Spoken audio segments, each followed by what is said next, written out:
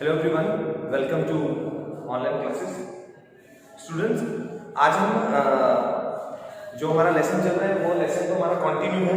अभी लेसन का नाम है ह्यूमन हेल्थ एंड डिजीजेस, और जो हमारा उसमें टॉपिक है उसमें हमारे टॉपिक चल रहे हैं कि हमने अलग अलग डिजीजेस हम ले रहे हैं, ठीक है। और इससे पहले भी हमने बैक्टीरियल डिजीजेस, हेलमिंथिक डिजीजेस, ठीक है, इस तरह की डिजीज की बात हम कर चुके हैं। और आज हम जो डिजीज उठाएंगे वो डिजीज है जो कि प्रोटोजोन्स की वजह से होती है, और जो डिजीज है उसका नाम है मलेरिया, ठीक है। तो आइए देखते हैं, बात करते हैं। Malaria is widely known serious human disease of the tropical and temperate region, यानी कि पूरे दुनिया भर में जो ट्रॉपिकल रीजन्स हैं और जो टेम्परेट रीजन्स हैं उन जगहों पर ये बीमारी बहुत एक सीरियस बीमारी है। It is vector borne disease, ये वेक्टर बोर्न डिजीज है, ठीक है, यानी कि वेक्टर की वजह से होने वाली है। Caused by infection with a pathogenic protozoan parasite of blood named as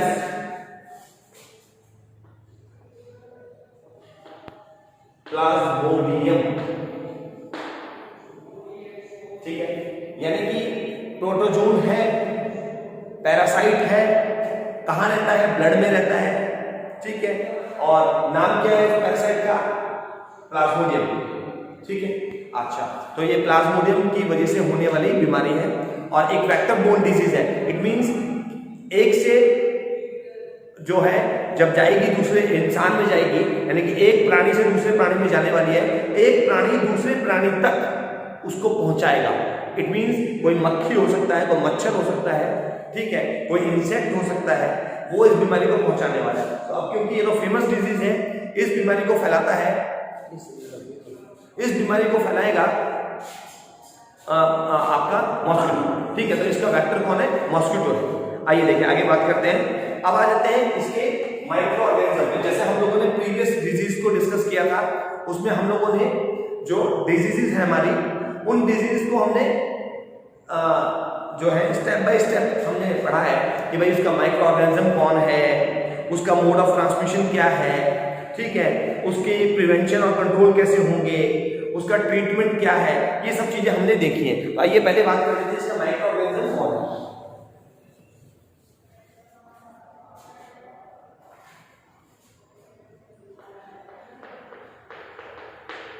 micro organism कौन है जी इसका?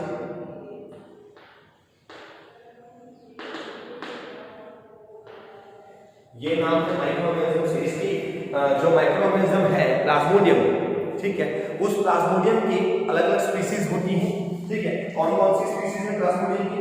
तो देखिए, पी विविक्स,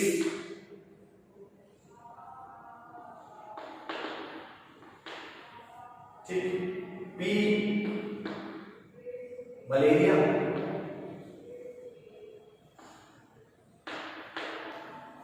पी फैल्सिफरम,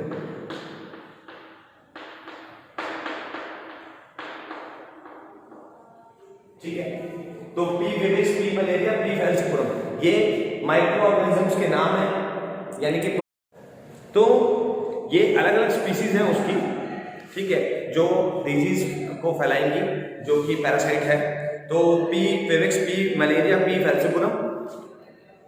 अब इसका मोड ऑफ ट्रांसमिशन क्या है, यानी बीमारी कैसे फैलेगी आगे चलकर? Mode of transmission,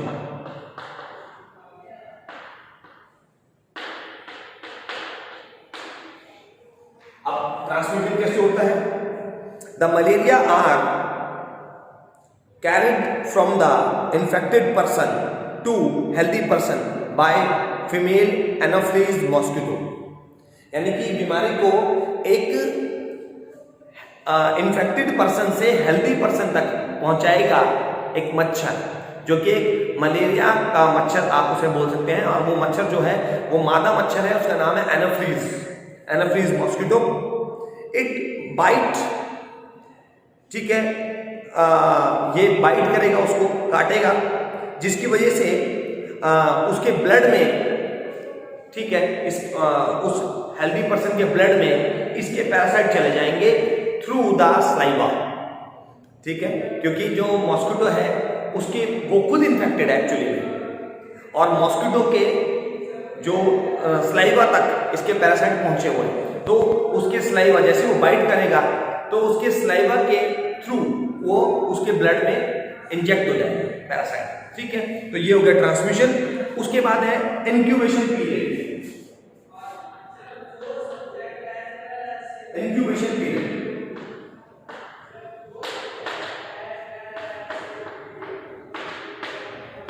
it means जो पैरासाइट है ये कितने दिनों में कह सकते हो कि असर दिखा देगा शरीर के अंदर, मनुष्य के शरीर के अंदर जिसको इसने काटा है उसके शरीर में कितने दिनों में असर दिखा देगा। तो इसका मतलब कितने दिनों में ये अपने आगे से आगे परिवार बना लेगा, ये उसका इंक्यूबेशन पीरियड क्या है। तो क्या है incubation period? Incubation period of malarial parasite on an average is 14 days for P vivax and P malaria. यानी कि अगर पी विवेक्स और पी मलेरिया नाम की स्पीसीज गई है शरीर के अंदर तो 14 दिनों के अंदर उसका इंक्यूबेशन पीरियड है। इट मींस 14 दिनों के अंदर बीमारी दिखने लगेगी। और अगर पी फैल्सिपुरम गया है तो 12 दिनों के अंदर इंक्यूबेशन पीरियड है। तो आप कह सकते हो कि इनमें से ज्यादा डेंजरस कौन सा हुआ? पी फैल्सिपुरम डेंजरस हुआ, क्योंकि 12 दिनों के अंदर ये असर दिखा देगा। ठीक है, अच्छा, यानी कि और ज्यादा इफेक्टिव है, जल्दी असर दिखा रहा है। तो इसका इंक्यूबेशन पीरियड क्या है? 12 डेज का। अच्छा, उसके बाद आगे जो है वो है prevention and control. Prevention and control, अब कैसे आप इसको रोकेंगे? ठीक है, इस बीमारी को आप कैसे बचा सकते हैं, इस बीमारी से आप कैसे बच सकते हैं, इस बीमारी को कैसे कंट्रोल करेंगे, ठीक है, वो क्या है आइए देखते हैं।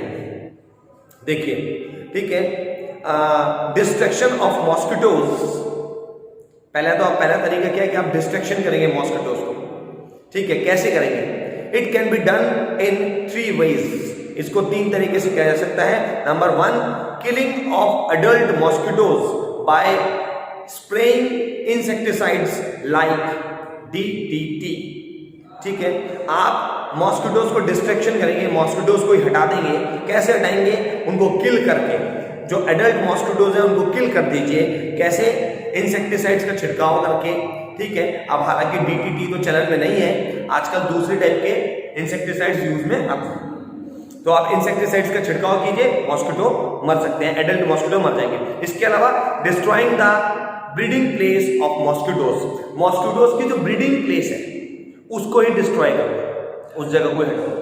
ठीक है, जैसे कि फॉर एग्जांपल कौन सी है डिस्ट्रॉइंग, कैसे करोगे आप उसकी ब्रीडिंग प्लेस? जैसे आप मान लीजिए वो जहां वो पानी में, जिस पानी में वो अपने लार्वा को देगा, ठीक है, जिस पानी के अंदर, तो उस जगह को ही, वहां को, उस पानी को ही हटा दो आप।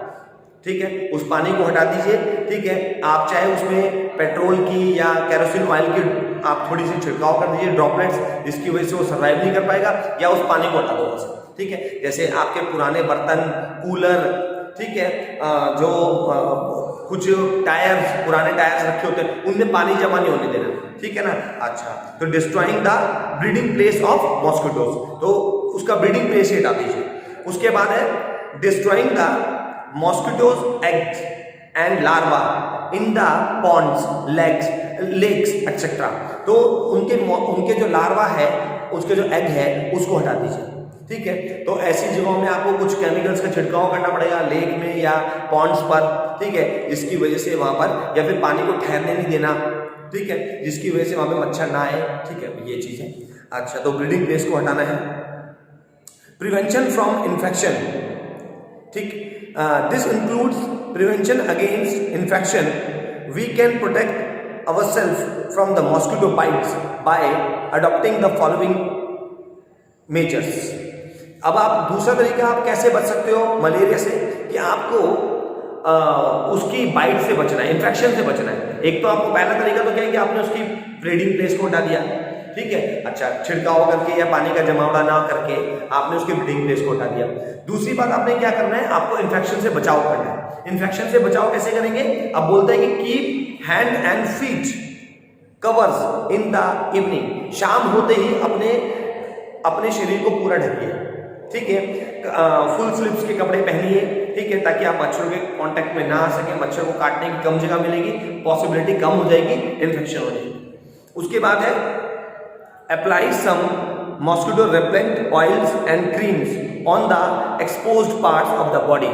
तो जो एक्सपोज्ड पार्ट है बॉडी के, जैसे आमतौर पर यहाँ कान के पीछे, इधर, यहाँ पर, ठीक है, गर्दन पर, बाकी जगहों पे आपने शर्ट पहन ली है तो कोई दिक्कत की बात नहीं, थोड़ा बहुत हाथ पर, ठीक है। अच्छा, तो यहाँ पर आप लगा लीजिए कोई मॉस्किटो रिपेलेंट लगा लीजिए, जैसे बड़ा फेमस एक मॉस्किटो रिपेलेंट आता है ओडोमॉस, ठीक है, उसकी क्रीम भी आती है, उसका ऑयल भी आता है, आप वो लगा लीजिए।